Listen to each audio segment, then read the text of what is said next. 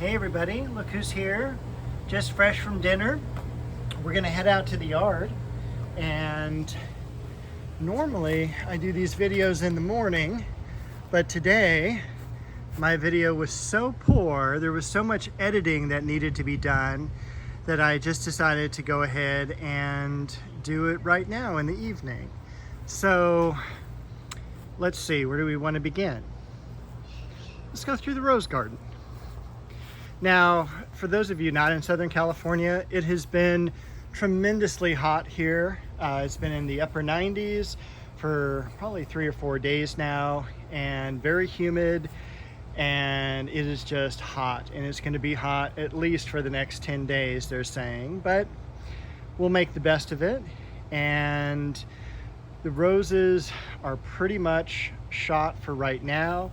The next bloom, I expect, normally it's 45 days from the time the roses are cut back. So probably somewhere in late August, early September is probably going to be our next flush of blooms.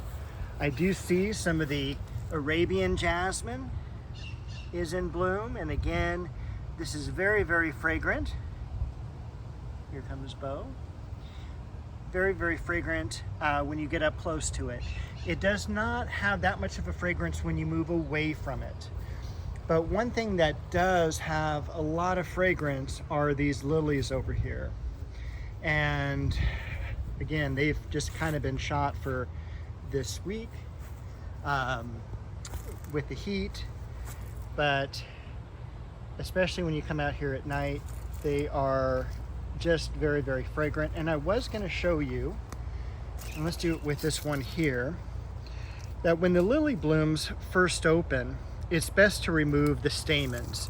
And it's a very easy operation. These are the stamens here around the edge. And the earlier you do that, these are the stamens here, they do not have pollen on them when the flower first opens. But the longer you wait, and you can kind of see the pollen there collecting, the messier they get. And the idea is if you can remove all of these early on, they're not going to pollinate the plant, and they're also not going to, sometimes the pollen gets on the flower itself. So the lighter flowers, all of a sudden, they have some marks on them. So that's just an old nurseryman trick. What else do I want to show you back here? Even the barberry or berberis is showing some signs of heat stress and of burning. And again, it's just been a really, really tough week here out in the garden.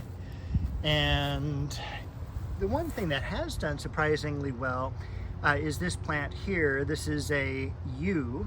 This is not the podocarpus yew that we're used to in Southern California, but it is a true yew, more for the East Coast, up north, and definitely England. You'll see it in a lot of English gardens. This is what they make the mazes out of. So that has been doing very, very well. We'll pass Bo here to show you some of the double lilies that have opened. I've been waiting for these to open, and they are super fragrant. They are prolific bloomers. More will be open next week. And one of my favorites,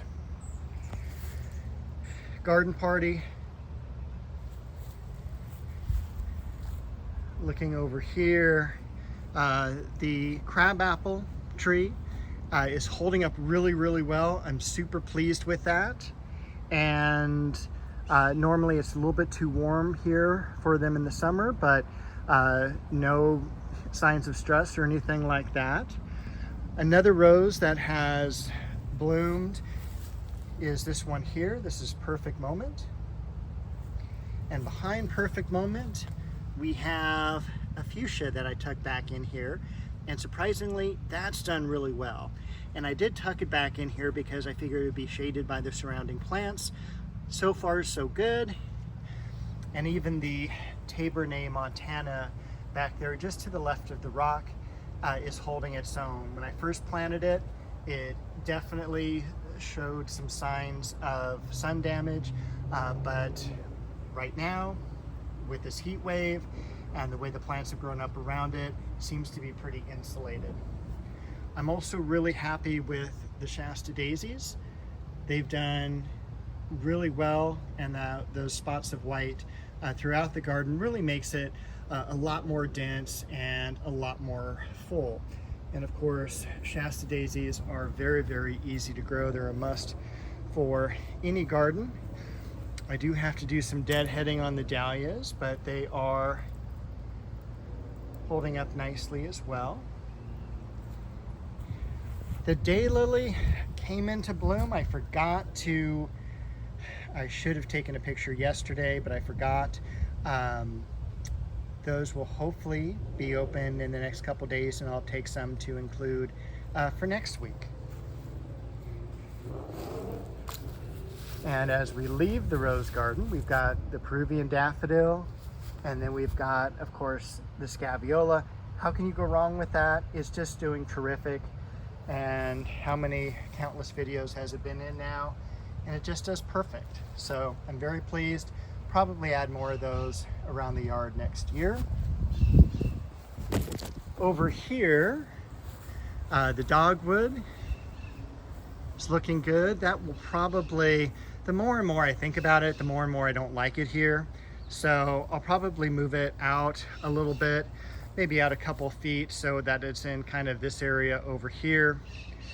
Again, not quite sure. That's something that I'll mark down for the winter time, but since I just planted it this past year, it should do really well.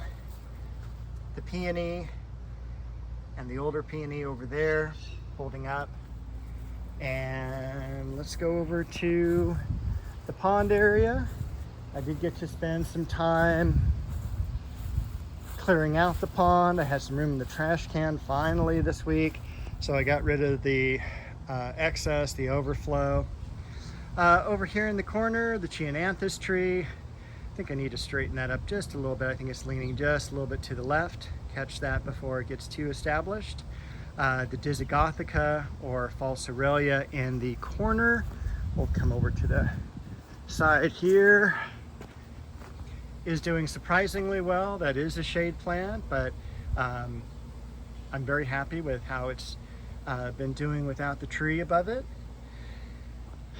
You can see I did put some more shade cloth up over the Japanese maple because it was starting to burn a little.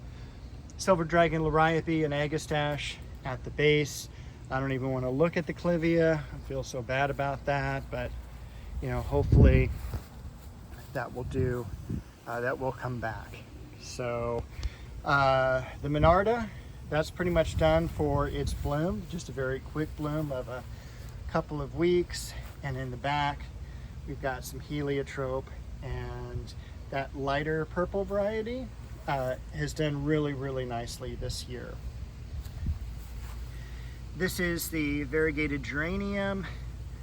Got a few plants that I picked up from last week at M&M Nursery. A couple more blooms on that Alstroemeria, kind of off bloom for that. Those coming over to see what we're doing.